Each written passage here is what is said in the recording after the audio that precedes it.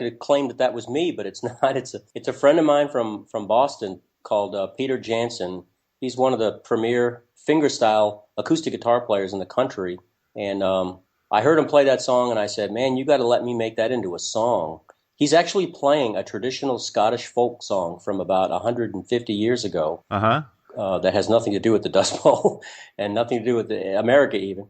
And but I heard it, and I heard Old Black Roller. I just heard it. I heard it, and I had the whole song in my mind by the time the song got to the end. And he said, all right, you can do it. And so he let me have his guitar track, and I did all the other stuff on there. And it's really kind of the high point, or maybe certainly the emotional high point of the whole album. Yeah, well, I tell you what, the way you put it together, the guitar is phenomenal, and the way you put everything together and the vocals and everything, it's really, really, really nice. Thank you. It's meant to be really dramatic. Okay. Now you got about 14 songs in there. Now let me ask you a couple questions that are not related to the album. Now you're a voting member of the Grammys. Mm-hmm. Now, and a BMI artist. Yes. All right. So how do you become a voting member of the Grammys? Well, to anybody who has a certain number of records out or credits, real credits on records that have been professionally released. In other words, they have a UPC number, they're sold on iTunes or commercially in stores, etc. If you have a certain number of credits, I don't remember how many it is, maybe a dozen or so, then you can actually join the Recording Academy. And there are tens of thousands of members of the Recording Academy. Right. It's really the best club I've ever belonged to. Certainly a very exclusive one, although I should maybe not, because there are something like 20,000 members of it. But nonetheless, exclusive in the sense that you have to have records out to be able to join it.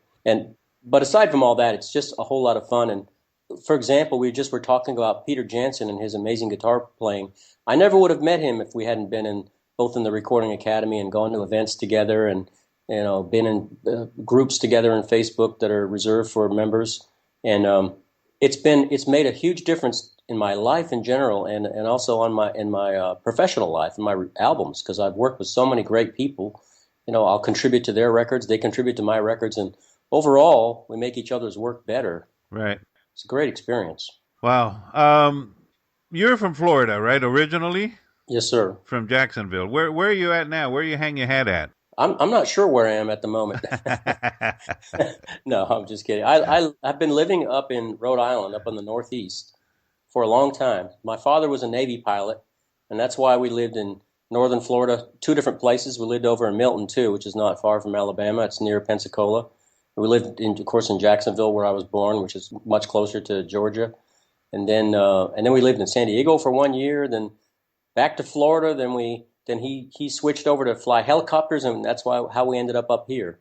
And so that's where I've been for a while. So you're a Navy brat, so to speak. Exactly. I sure am. Well, I was a brat. I'm an adult brat. Listen, I can say that because I spent 22 years in the Army, and my kids traveled with me everywhere we went, and they always called them Army brats, Yep. All right, so listen, here's another song that I want to share with everybody from that same album that you're putting together called Dust Bowl. This song is called Your Fire. So tell us about that song. Well, this song may or may not be on that record.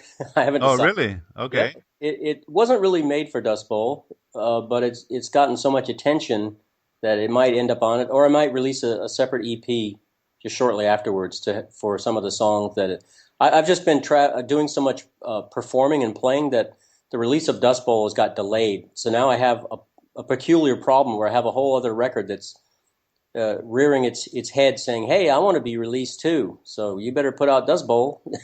So I have a whole other record all halfway done. So this is probably going to be on that one, or maybe I'll just put out an EP. The whole record business has changed so much. You don't have to wait and put out a whole record anymore. You can put out songs if you want to. Or, like singles, you mean? Yeah, you can put out singles, and a lot of people do that. So maybe I'll do that. We'll see. But all right. Your Fire. Should I talk about the song, or should we just? No. Go ahead. I want to learn a little bit more about the song, and then we'll play the song. Sure. Your Fire. The whole idea of Your Fire is that I believe that the experiences that we have as people, each one of us different. We go through things in life. when we're growing up and when we're young adults and even when we're older adults, good things, bad things, hard times, wonderful times, the ups and downs, the normal things that we all go through, and all that combined makes us who we are. And that kindles, that sparks that fire that's inside each one of our chests that fires up every morning and makes you get out of bed and be who you are.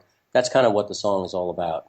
Okay, well, I can see why, the theme of the song versus the theme of Dust Bowl are so different that it would warrant, having its own stage. Yeah, I think so. All right, let's have a listen to it. Here is Grant Malloy Smith with Your Fire.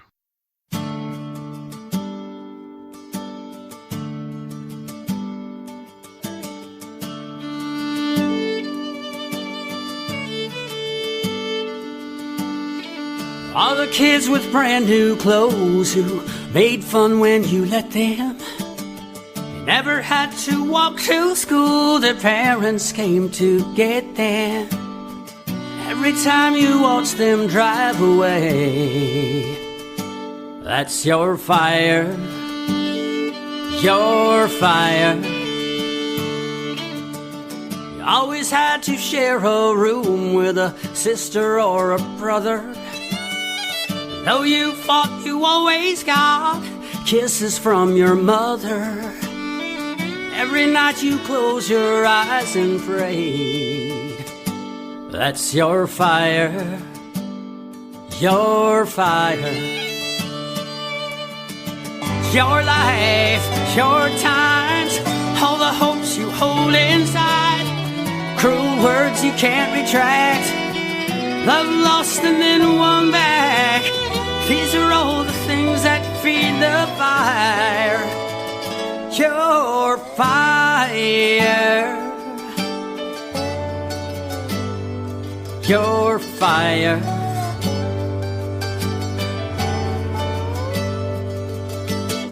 Your first love, working up the courage just to stammer. Pick last when teams were cast, you smiled like it don't matter. Every time your heart just broke in two, that's your fire, your fire. Porch talks with Grandpa, sun still bright at 7. He'd stand and take your hand, he said, I'll wait for you in heaven. The first time you hear your father cry, that's your fire, your fire. Your life, your times, all the hopes you hold inside. Cruel words you can't retract. Love lost and then won back. These are all the things that feed the fire. Your fire. Your fire.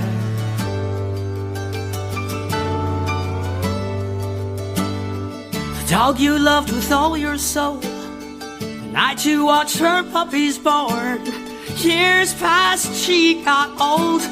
Kisses from your mother, black eyes from schoolyard fights, stood up on school dance nights. Caves lost and wounded pride. Kisses from your father, he said, I'll wait for you. Oh, I'll wait for you in heaven. Your life, your times, all the hopes you hold inside. Cruel words you can't retract. Love lost and then won back. These are all the things that feed the fire. Your fire. Your fire. That's your fire. Your fire. We're back, Grant. That's a really pretty song also. I mean, it's I mean, the storyline and everything else is different, but I like it. And plus also you got different instruments in here that I didn't see on the first song. Yes. I don't know about, the other songs that are going to be on Dust Bowl. The Old Black Roller was like more of that one acoustic guitar sound. Mm-hmm. Mm-hmm.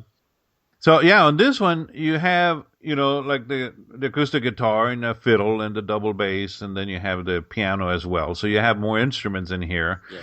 And like I said, I don't know if some of the other songs, I'm sure they're probably on the other songs too that you're going to have on Dust Bowl, equally have a number of instruments in there. Yes, indeed. But this is a really nice song, a nice message. Oh, thank you. Yeah, it's definitely more folky. The Dust Bowl album is meant to be grittier and more a combination of old country and old bluegrass, because it's supposed to sound like the 1930s.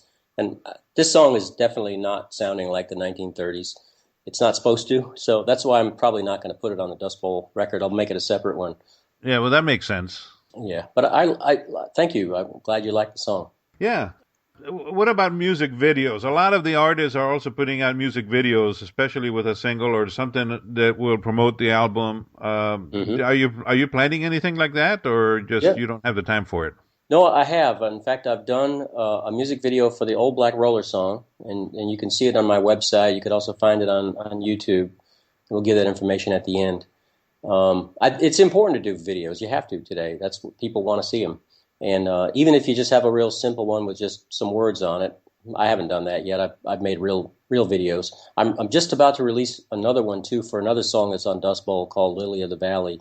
That one I just finished up today. I just need to insert one little video clip to finish it off, and then that will be also available. So I will do 4 or 5, and also in parallel, I'm doing. I hired a documentary filmmaker to film me talking about the making of Dust Bowl and film me in the recording studio, etc., during the making of it. And so when you buy the record, assuming anybody buys records anymore, there will be a DVD and a regular CD of the music in the package. So you'll be able to watch this 20-minute documentary about the album, and it kind of describes, what each song means within the context of the history of the Dust Bowl. Not in a professorial way, not like going back to school or anything, but just to sort of put the songs in context so you know how they fit in right that time. And I'm glad that you mentioned that you have Old Black Roller on video, because I didn't know that. But I'm going to go ahead and post that on brightskyradio.com's website. And speaking of websites, now you have your own website. I do. It's my name. I use all three because Smith is such a boring common last name. I use my middle name too. So my whole name is Grant Maloy Smith, and it's Maloy with just one L. So Maloy. And my website's just www.grant and then -Maloy-Smith.com. I think if you skip the hyphens, it'll also somehow go there. But anyway, it's just GrantMaloySmith.com. And right on that homepage, you'll see some video. You'll see the Old Black Roller video, and you'll see a few other live performances that I've done. And I think a couple of them are in L.A., maybe one's in New York or somewhere. Definitely one in L.A. Now, and on your website, you are also going to have, or you do have, links that will take people to, say, iTunes or some of the other places where you have your music up for sale. Yeah. I'm pretty big into social media. I do a lot of Twitter every single day. I communicate with fans and fellow musicians every single day, and Facebook and Twitter, also Instagram and Reverb Nation and SoundCloud and all those places. But it seems like Twitter and Facebook are the two main things I use. And right on every page of my website at the bottom are all those icons to click to all those places, so everybody can find me. Yeah, fantastic. I mean, it's so important because, like you said, in today's market, the way the music industry is operating today, so much really relies on social media. Well, it really does. And as a musician, I mean, I use it myself. I consider it to be essential because I'm trying to book my own shows for the most part. And when I call a club or a venue and say, hey, I'd like to do a show in your place, the first thing they do is they go to my website, and the second thing they do is they try to find my link to Twitter and Facebook and see how many followers I have. And if I have Right. 14 followers, they're like, man, this guy's not serious. If I have 50,000, they're like, okay, that's a real guy right there. Let's